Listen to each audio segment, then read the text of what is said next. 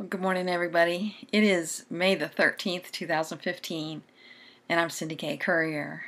And yesterday someone made a request in the comment section of one of my videos, and one of yesterday's videos. And he said, why don't you just talk to us and tell us what you feel about things, and just go ahead and cut loose. And I don't know who this guy was, and I don't know what his motivation might have been.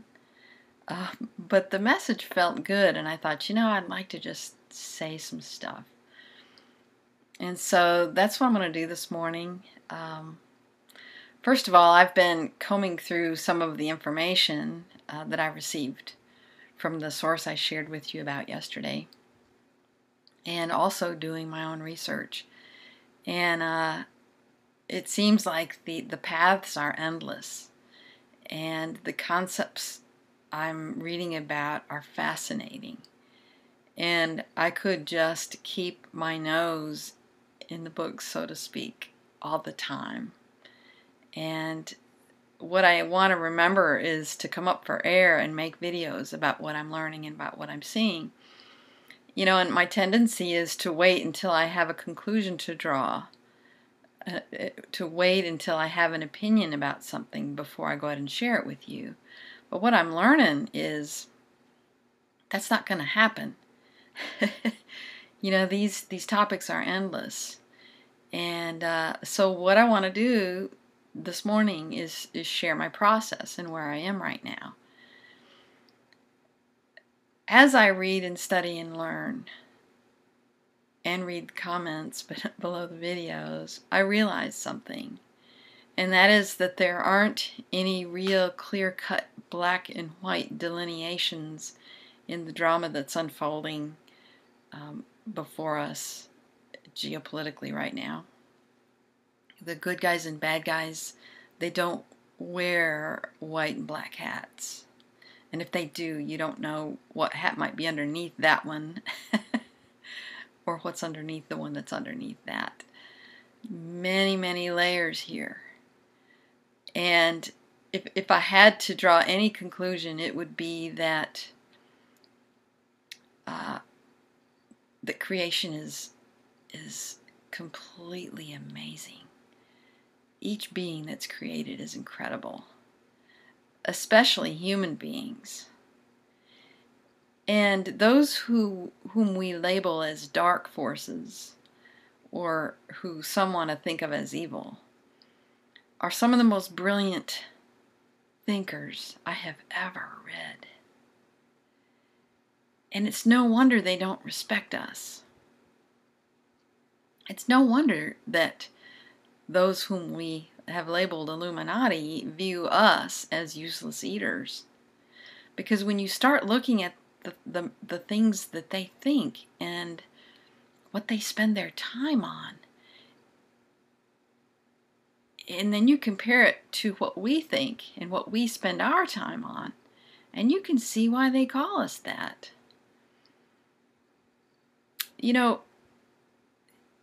I don't personally know anybody, any of the 13 families or whatever, but I can imagine that they don't sit around watching football on Sunday afternoon. I can't imagine them doing that. I can't imagine them being satisfied doing that.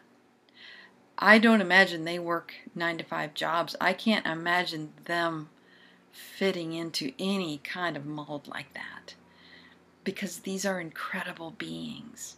I don't think that the top ones are human at all, so I don't think they have near the capacity that we have.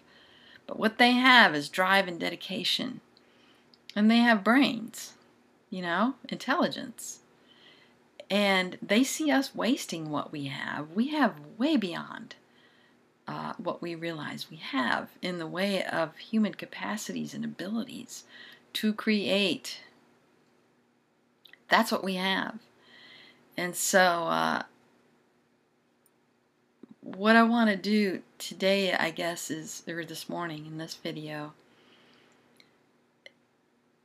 is to leave you with this thought. What if, if you're a tennis player and you want to get better at tennis, who are you going to spar with? You've got to find somebody to spar with who's really good and probably better than you. And anybody watching the two of you on the court go at it wouldn't know that you're both on the same side. You'd look like opponents, and you look like you're going after each other. And that's how I'm beginning to see what might be going on here. And if you don't understand that, that's okay. But I have a feeling a lot of you are astute enough to grasp that. Along a different note, I got a note from a guy who says he's the rumor mill news guy, Mr. Ed. I don't know. He said he's been putting my videos up, which is probably one reason why I've been getting so many subscriptions. I don't know, subscribers. My goal in doing these videos is not to gain subscribers or build my credibility or anything like that. This is sort of just happening on its own. But anyway, Mr. Ed wanted to share with me that he sensed fear in my videos about underground bases, which first of all told me he didn't actually watch the videos probably. But, and he encouraged me to check out Cobra, because Cobra would put my mind at ease, because according to Cobra, the bases are cleared. And of course my email back to Mr. Ed was very short. I said something to the effect of, people with first-hand knowledge disagree with that, with Cobra's assessment. And then I said, if you sense fear in my videos, your fear sensors probably need recalibrated. So, I don't, mean any disrespect, Mr. Ed, but I think this is bigger than Cobra, and this is bigger than any one person that we may be following. And what we want to do is put all the information that's out there together and see what kind of picture we come up with. One of the things I've been dealing with have been shills, especially on some of my older videos, which has been surprising to me. My newer videos, I've been able to stay on top of it and get rid of them really quickly, but they collect really fast around one particular video that I did a while back. And I want to show you that one. It's this one, David Rockefeller is Jordan Maxwell. Almost on a daily basis, I get shills posting comments down here. I mean, and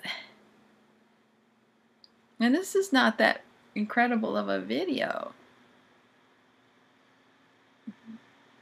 but it makes me, look at it as being more of a potential. David Rockefeller Sr. being played by, or him playing Jordan Maxwell. How could that be?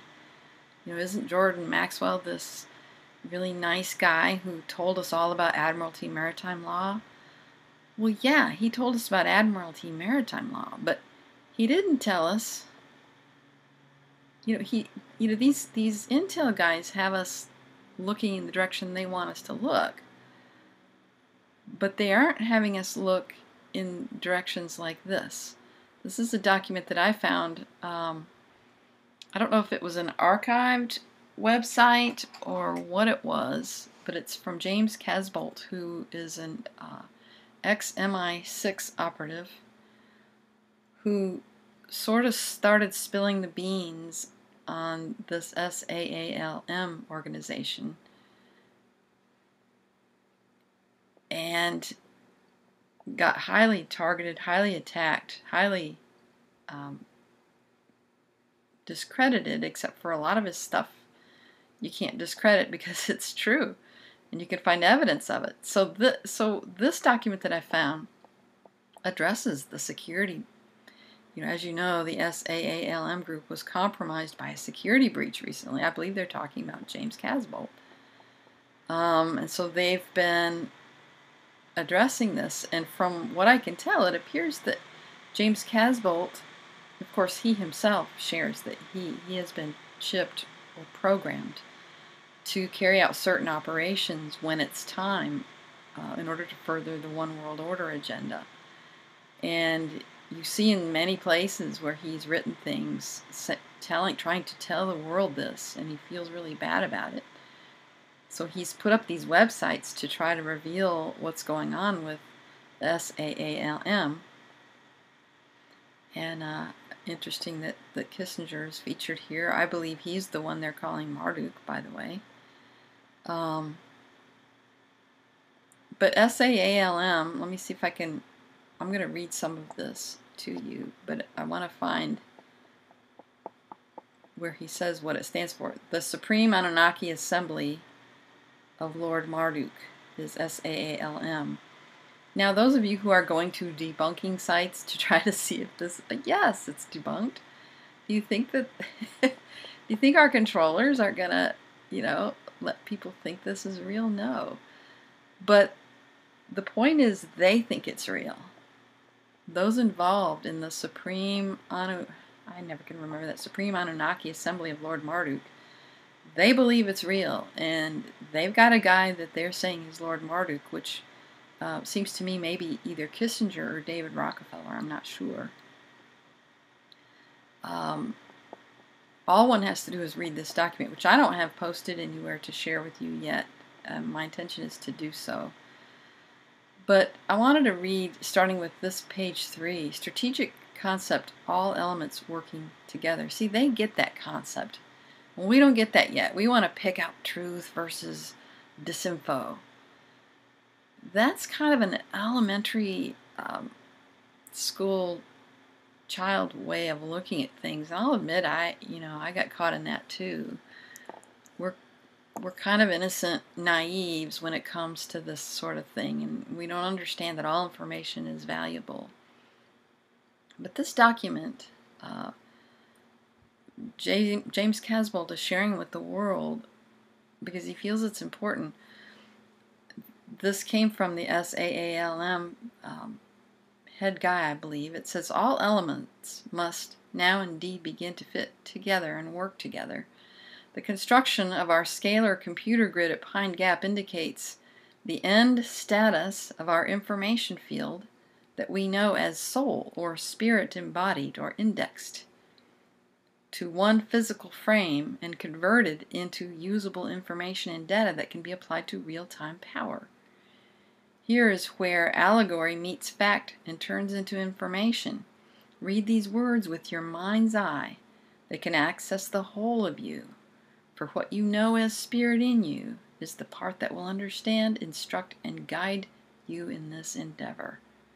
See, this is how these guys function. This is high-level functioning here, folks.